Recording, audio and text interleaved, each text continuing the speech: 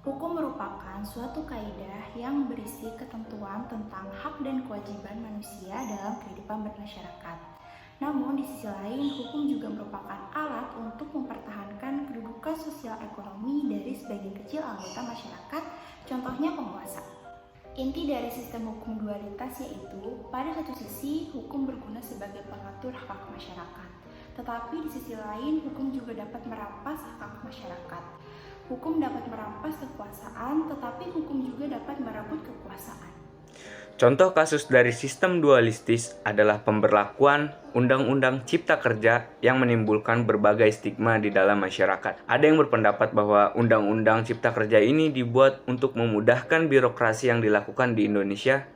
Tetapi ada yang berpendapat juga bahwasannya undang-undang ini dibuat hanya untuk menguntungkan pihak-pihak tertentu saja, sehingga undang-undang ini dapat menimbulkan sistem hukum yang dualistis.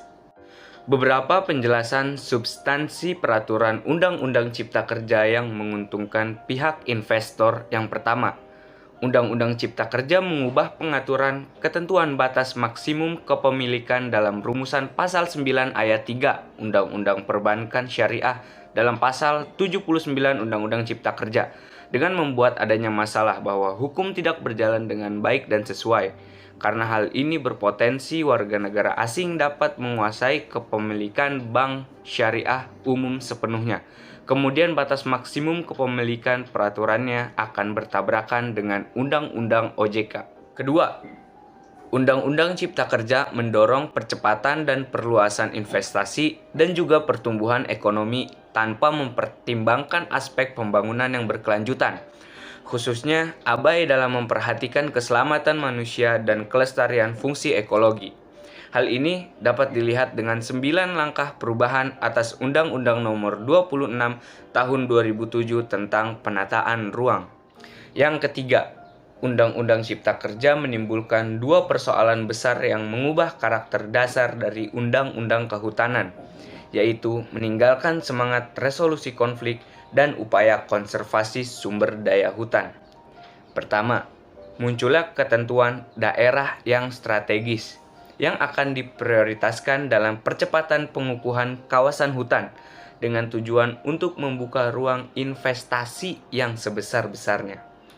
Kedua, adanya perubahan peraturan mengenai DAS atau daerah aliran sungai, pulau, atau wilayah administrasi provinsi, serta digantinya peran DPR dalam memberikan peran terhadap pengelolaan hutan dan lain-lain, seperti infrastruktur jalan raya, waduk atau bendungan, pertambangan, dan lain-lain. Kemudian, Undang-Undang Cipta Kerja yang dianggap menguntungkan investor adalah terkait lingkungan hidup.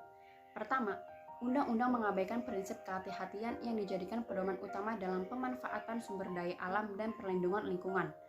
Mengubah konsep izin lingkungan yang sebelumnya terdapat dalam Undang-Undang Perlindungan dan Pengelolaan Lingkungan Hidup menjadi persetujuan lingkungan. Meskipun menjadi prasyarat perizinan berusaha, posisi persetujuan lingkungan diformulasikan dengan tidak tegas. Kedua, konsep perizinan berbasis risiko terkandung dalam Undang-Undang Penciptaan Lapangan Kerja tanpa ada rincian atau penjelasan yang rinci. Sementara itu, kurangnya database yang tepat dan terintegrasi di berbagai sektor ekonomi.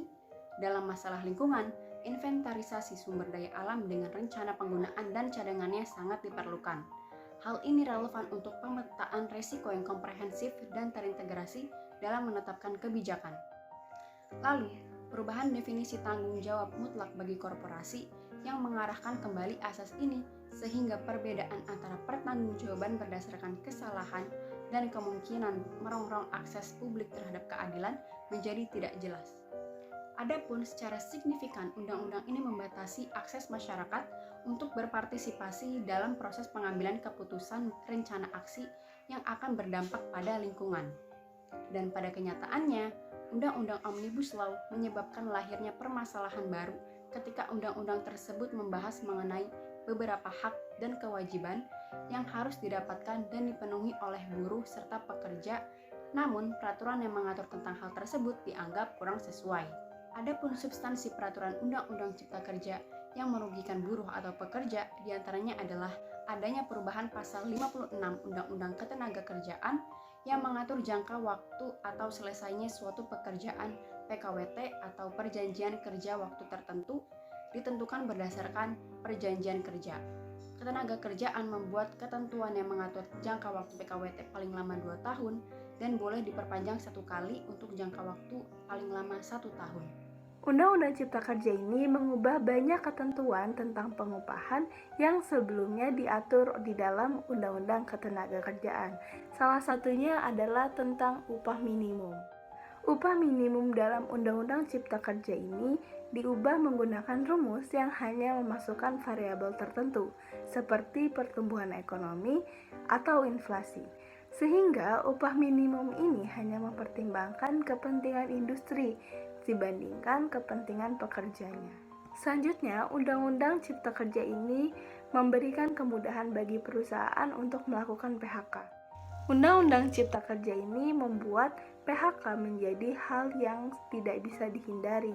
Jika sebelumnya di dalam Undang-Undang Ketenagakerjaan, PHK akan dilakukan apabila segala hal sudah diusahakan. Namun dengan adanya Undang-Undang Cipta Kerja ini, proses PHK bisa dilakukan hanya dengan satu pihak, yaitu perusahaan, tanpa menjalani proses lainnya untuk mempertahankan pekerjaan. Undang-Undang Cipta Kerja menghapus ketentuan tentang jenis pekerjaan yang bisa diberikan melalui mekanisme alih daya yang tercantum di dalam Undang-Undang Ketenagakerjaan, sehingga semua jenis pekerjaan bisa menggunakan mekanisme alih daya ini. Dalam pandangan sosiologi hukum, dampak terciptanya Omnibus Law karena adanya sifat hukum yang dualistis terhadap pengesahan Undang-Undang Cipta Kerja atau Omnibus Law, yang dimana sejatinya Omnibus Law itu sendiri merupakan pengembangan atau modifikasian hukum atau undang-undang yang mana di dalamnya terdapat pengaturan tentang rancangan Undang-Undang Cipta Lapangan Kerja, rancangan Undang-Undang Perpajakan, dan rancangan Undang-Undang Pemberdayaan Masyarakat. Secara teori sudah cukup benar apabila hal tersebut dilakukan, tetapi pengesahan seolah-olah terburu-buru, yaitu pada saat merebaknya COVID-19, sehingga menimbulkan tanda tanya besar. Kemudian, saat pembuatan kebijakan tersebut pun tanpa adanya campur tangan dari rakyat, sehingga rakyat tidak dapat menyalurkan aspirasinya untuk kebaikan bersama. Nah, ditambah lagi, banyak yang beranggapan bahwa undang-undang ini hanya menguntungkan investor dan merugikan buruh dan pekerja, sehingga seakan-akan undang-undang ini dibuat bukan hanya mengatur hak yang didapat para pekerja dan buruh, tetapi juga menguntungkan pihak investor serta pemerintah. Dan hal itulah yang menciptakan sifat hukum yang dualistis itu sendiri. Ditambah lagi mulai dari substantifnya yang kurang memandang aspek asas keadilan, tetapi juga proses yang dianggap terburu-buru, sehingga menyalahi aturan hukum internasional. Tentunya, Omnibus Law Undang-Undang Cipta Kerja yang memiliki sifat dualistis hukum harus memiliki solusi untuk mengatasinya. Adapun dua solusi yang bisa diberikan yaitu solusi yang pertama yaitu ada baiknya jika Omnibus Law Undang-Undang Cipta Kerja difikirkan secara matang dan juga pengesahannya tidak secara terburu-buru. Dengan ini maka adanya perubahan pada Undang-Undang Cipta Kerja akan menghasilkan sebuah keuntungan bagi berbagai solusi. Yang kedua yaitu pengesahan Omnibus Law Undang-Undang Cipta Kerja baiknya juga mendasarkan pada hak-hak para pekerja, bukan hanya hak-hak para investor saja. Sehingga dengan ini tidak ada pembedaan hak yang merugikan salah satu pihak ataupun berbagai pihak. Dengan adanya kedua solusi ini, maka segala permasalahan pada pengesahan Omnibus Law Undang-Undang Cipta Kerja pun akan terhindarkan.